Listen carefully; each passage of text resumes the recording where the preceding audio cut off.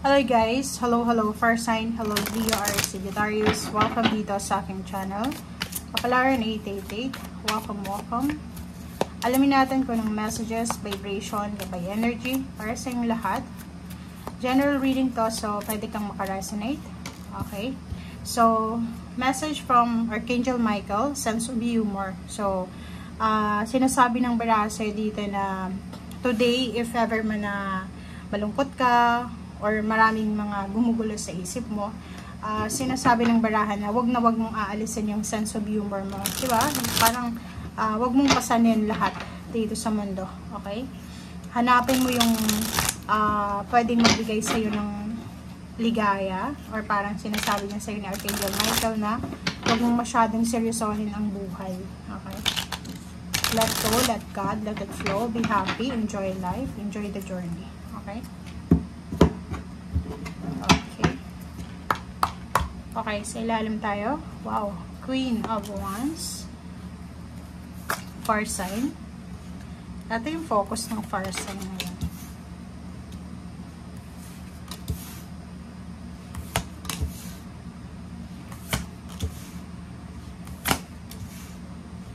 Okay.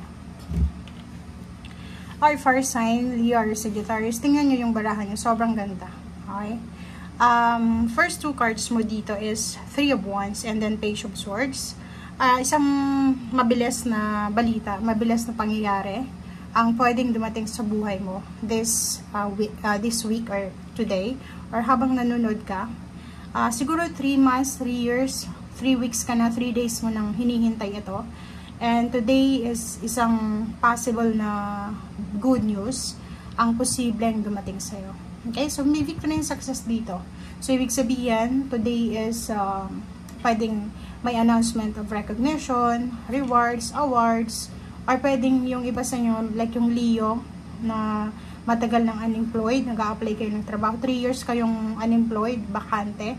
Sinasabi ng baraha dito na pwedeng on the way na kayo, papunta doon sa 9 of Pentacles, which is the wish fulfillment. And then sa mga fulfillment or manifestation of your dreams financially. Okay? May 7 of Swords tayo dito. Mayroon ditong air signs, Gemini, na involved sa'yo. So, if in case na relationship ito, like, ang dami-daming victory and success na siguro, victory and success na darating sa buhay mo or mamamanifest ka. So, sinasabi ng baraha sa'yo dito na maraming maiinggit din sa'yo. So, ang 7 of Swords, palagi siyang pumapasok or lumalabas sa readings every time may 6 of Wands, or every time mayroong 9 of Pentacles, 10 of Pentacles, the World card, parang the World card, or lahat ng tens, lahat ng achievements, parang ganun. So, normal yon as a human being, kaiinggitan ka. So, be careful kasi atong 6 of Wands, like sa trabaho, pwedeng marami kayong nag-a-apply ng trabaho, tapos ikaw lang nung nakapasok. And then maraming nag-wish ng promotion, salary increase or anything, pero ikaw lang yung na-promote. Parang ganun. So, maraming nag-wish na makaipon ng pera, tapos ikaw lang yung nakaipon ng pera. Okay? So, nandito yung 8 of Cups, sinasabi na abandon the situation, abandon the negativity. So, kung alam mo na maraming naiinggit sa'yo, iwasan mo na lang yung taong yon, or siguro huwag mo na lang patulan, i-ignore mo na lang. Okay? Okay. Wow. Oh, perfect guys. Ang ganda, no? Wow! Now, first sign Leo R. Ang galing, no? Atong dalawa to major arcana siya. Okay? Oh, diba?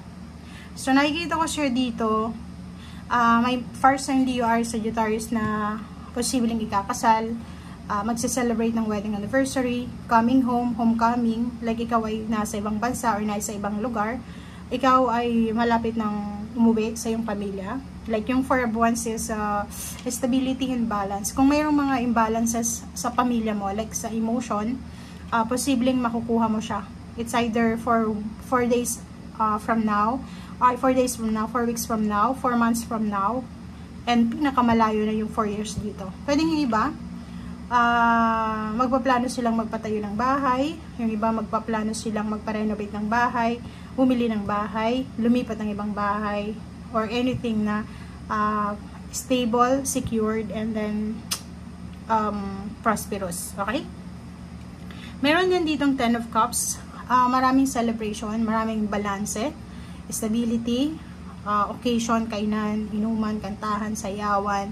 Celebratory yung energy na to. Sobrang saya. Plus may katabing the Sun, tapos Chariot. So, it's confirmation na starting today, magiging sobrang masaya ka. Magiging sobrang masaya yung family mo, or yung inner self mo, or even yourself. Diba? Parang sinasabi sa'yo na yung mga wini-wish mo emotionally and financially ay posibleng mamamanifest mo na. Ang katabi niya is the Sun, Major Arcana, and then Chariot. Sinasabi na maraming transformation, pagbabago, maraming mga illumination, like clarity. Nakikita natin dito yung movement, 'di ba? Pwedeng yung pagta-travel or paglilipat, yun nga, homecoming or anything na may movement dito, may action. Parating na siya, na pwedeng siya yung magbibigay sa'yo ng sobrang happiness. Pwedeng nakatanggap ka ng good news from someone na yung matagal mong pinagpipray, yung matagal mong minamanifest, ay on the way na. Parang ganun. It's either money, it's either relationship, it's either occasion, it's either anything na pwedeng magdala sa'yo ng happiness and movement. Okay? And freedom. So, ang pinaka focus mo sa ngayon is makuha mo yung freedom. Makuha mo kung ano yung like yung freedom emotionally, freedom financially, freedom spiritually and physically, good health, good fortune, good luck, parang ganun. So, comment down below if you're resonated, if you're waiting for someone na magbigay sa ng balita, or if you're waiting for result, answers, confirmation, or anything na magdadala sa'yo ng happiness and contentment. Aapaw yung cups mo. So, sinasabi ng barahan na wala kang dapat isipin sa ngayon. Okay? Dapat kalma lang. Kalmahin mo yung sarili mo. Kasi on the way na eh. Malapit na yung fulfillment of your dreams. Yung travel mo. Yung homecoming mo. Yung occasion na yan. Freedom. Family. Lahat ng minamanifest mo ay on the way na. Aapaw yung cups mo sa sobrang saya, sa sobrang galak. Itong Ace of Cups na to is parang sobrang happiness, contentment, joy, excitement, and sobrang blessed ka. Grateful, parang ganun. So, sa sobrang grateful mo, siguro sobrang maiiyak ng iba sa inyo dyan for Sign Aries Sagittarius kasi, diba, hindi nyo in-expect or pwedeng ang tagal yung pinagpipray siya or ang tagal yung minamanifest and at last, nakuha mo na. Okay? Thank you guys. Bye!